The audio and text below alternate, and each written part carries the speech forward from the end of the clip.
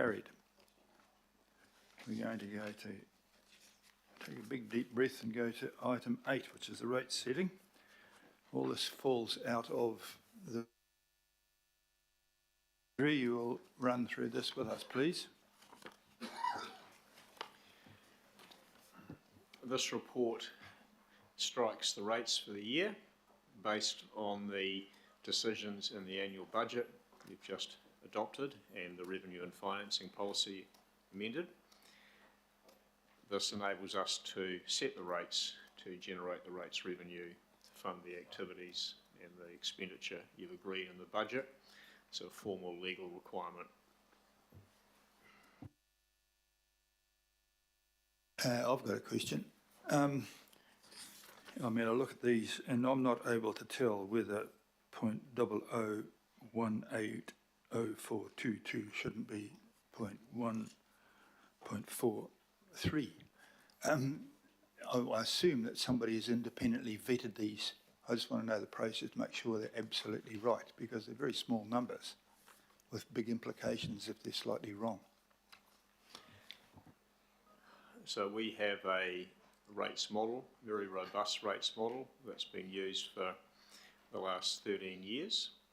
Each year when we calculate the rates, that gives us these decimals that we're asking you to adopt today. We do the calculations, we check the underlying data that we're using with our colleagues in the rates data team and our valuation team. We check the running of the model with one of the other experts in my team who built the model and with an independent modeller in another part of our department. So it's thoroughly checked. Then we have a triple checking proofreading process to ensure that the numbers from the rates model are reflected in the funding impact statement, which sits in the annual budget you've adopted, and in the rates resolutions we're asking you to adopt today. So that's reassuring everybody that these numbers, which are very precise, are in fact correct. Yes. Okay, well, that was my question. A very good answer. I'm hoping that's correct as well. Are there any further questions? Otherwise, is anyone prepared to move this? I'm sorry, Councillor Darby, I missed you. Thank you. Thank you. You're scratching your head again, but no, there's the suggestion that we're changing the title of the climate change targeted rate to the climate change transport targeted rate.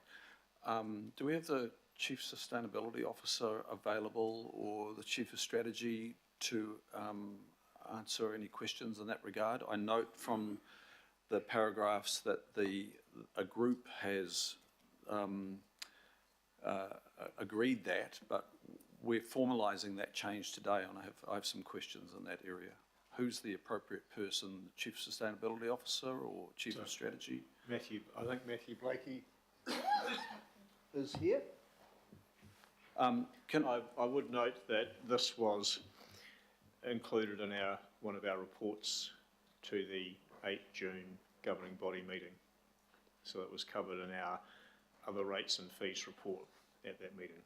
But Matthew, do you have any questions? Matthew is here. Yeah, look, my question is, while my understanding is the first package is predominantly transport, and it still is, and there's an urban Ngāhere package there too, Matthew. But it's a bit like the regional fuel tax package. It's updated, it's reviewed, and I always anticipated that the climate change targeted rate package would be dynamic, it would be reviewed, and it is potentially could address recent events from the Friday floods and the cyclone.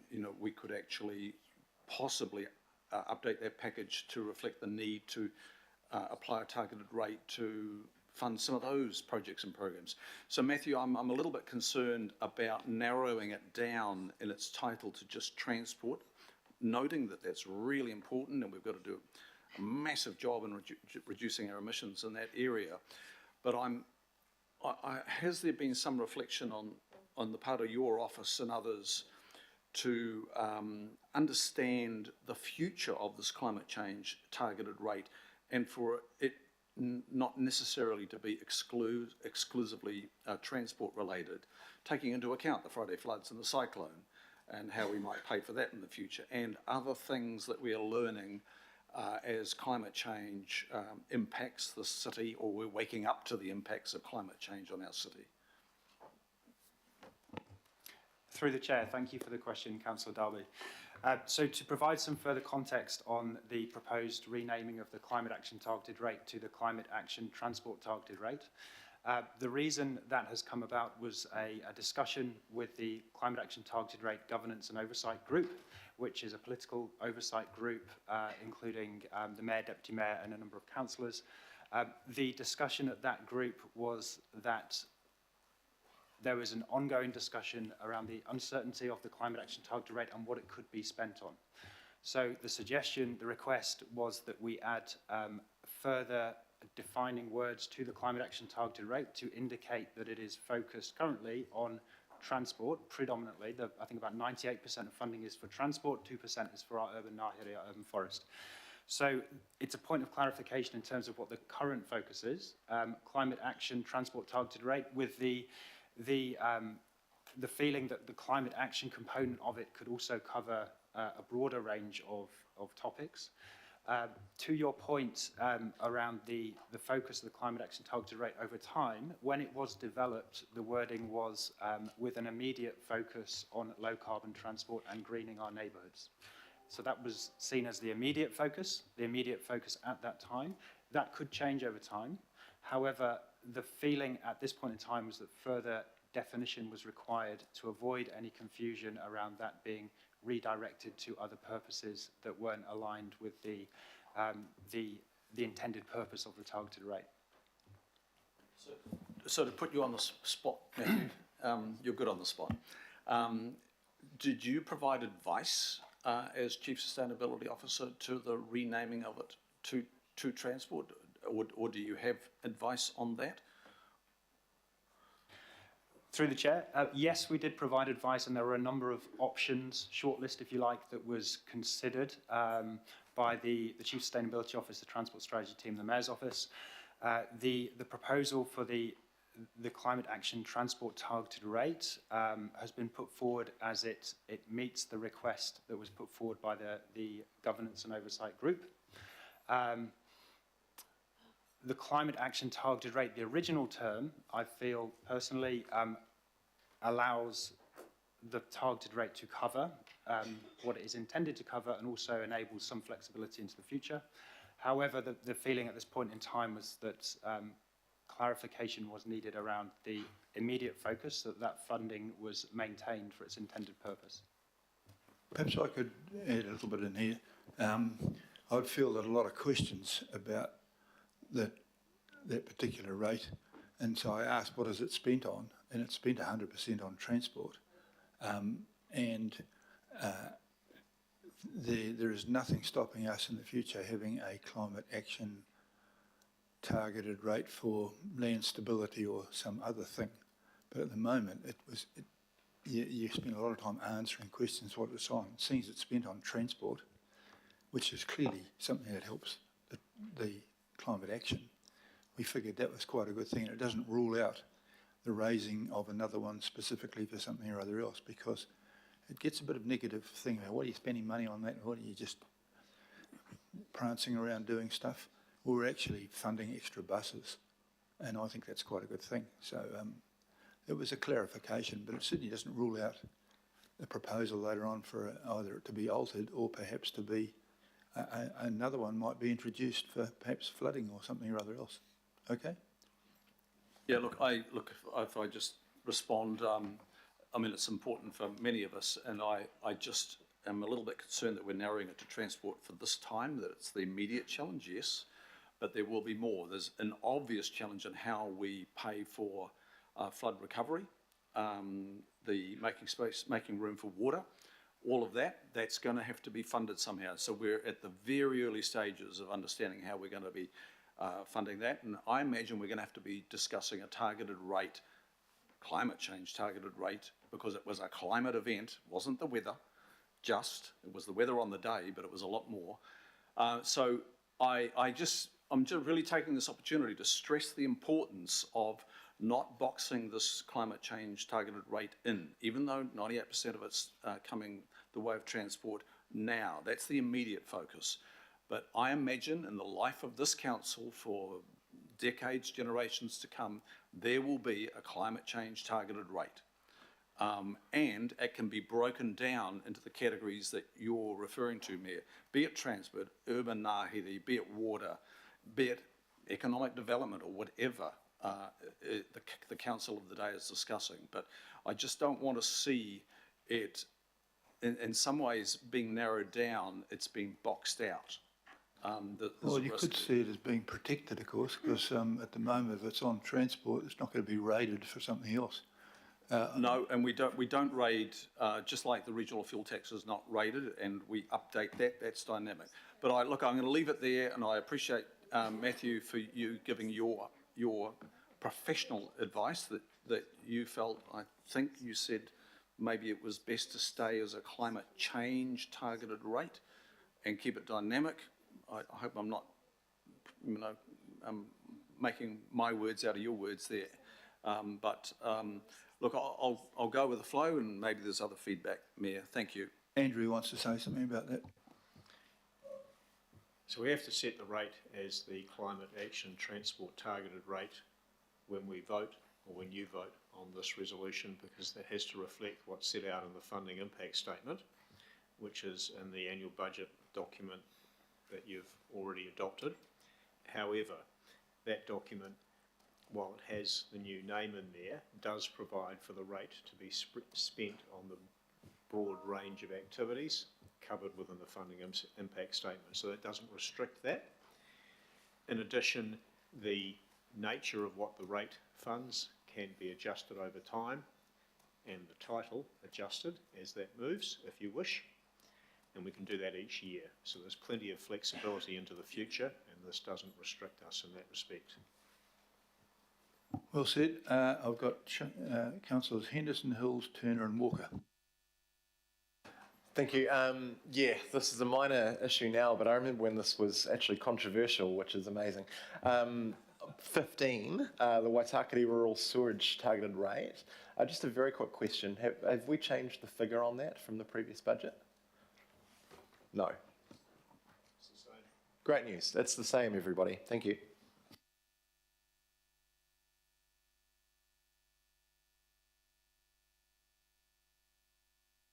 Thank you for that. Councillor Hills. Through you, Mayor, and sorry, it was just to mostly clarify what Andrew Duncan was saying around the renaming. I personally didn't support the renaming at the time. I think the Mayor brought it forward in our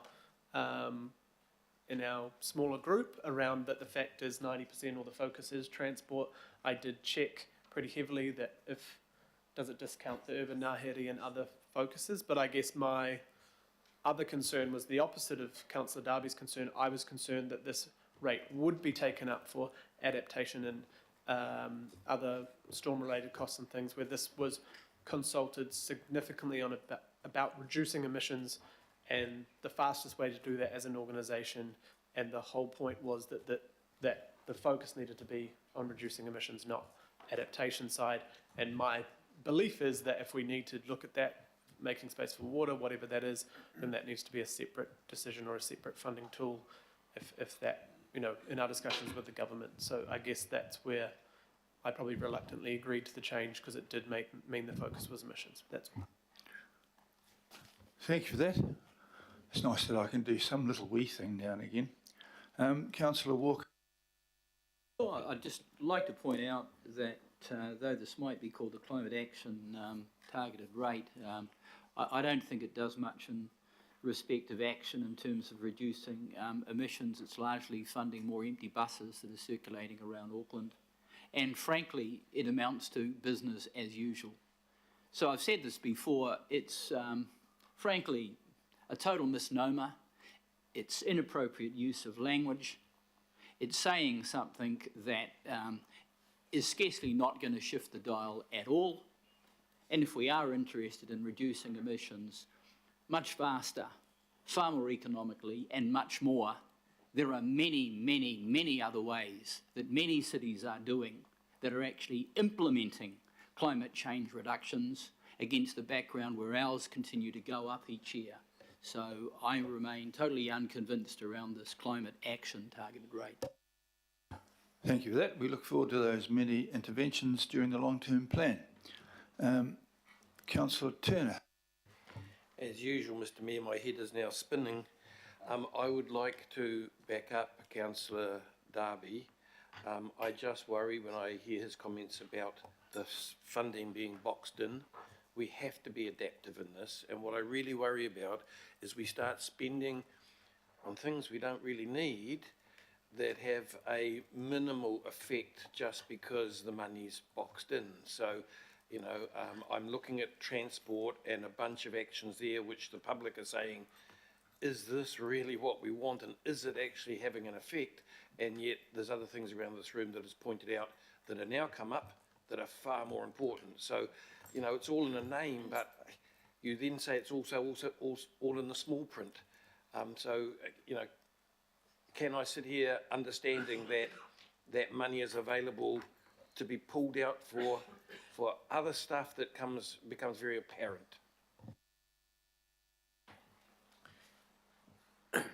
For this year, the rate can fund, according to the funding impact statement, some transport activities and urban ngahere, as that is what the council had previously decided.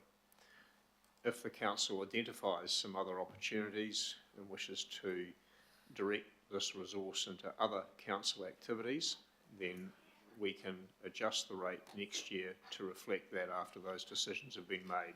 So you have that flexibility each year. Thank you. Long-term plan is the opportunity to raise these myriad of brilliant ways of reducing that. Councillor Bartley, please. Thank you.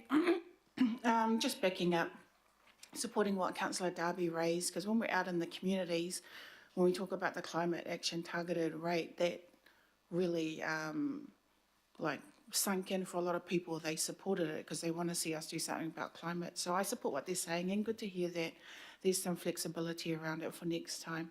I just wanted to ask a cheeky question about the electricity network resilience targeted rate and whether that's the most that we can charge, because we've got more bad weather now, more floods. We're doing more tree management service out there. So is that the most we can charge? This reflects the level of the rate that's been sorted out with Vector to assist them in meeting their goals of managing the trees on, I think it's mainly on our land, that's been set for the year. If we feel the costs are increasing, then our operational department would work with them on that and we'd be able to adjust it next year. But this is the decision that's been made for this year. And I'm sure our colleagues will be thinking about those impacts, as will Vector, and looking into the future.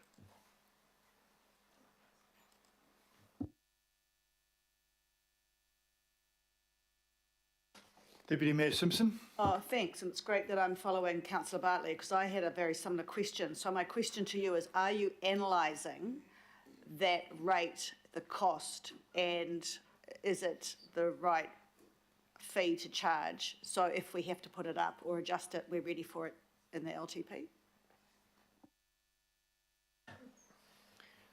We'll work with our colleagues in the appropriate department to ensure that the way the rate is set meets the objectives for it, taking into account any potential higher risk due to weather events and increases in costs.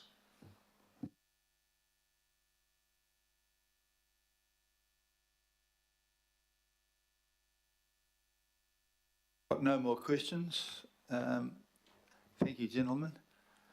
Is there moved, please, by Walker and seconded by the Deputy Mayor? Well, it might be too controversial if I seconded something that I'd actually slightly altered the name of a little bit of it. Councillor Leone is going to second it. Is there any further discussion about this? All right, on that basis, I shall put it. All those in favour, please say aye. Aye. Contrary? Carried. Okay, that's the rate set. Personally, I'm not happy about setting rates high. Righto,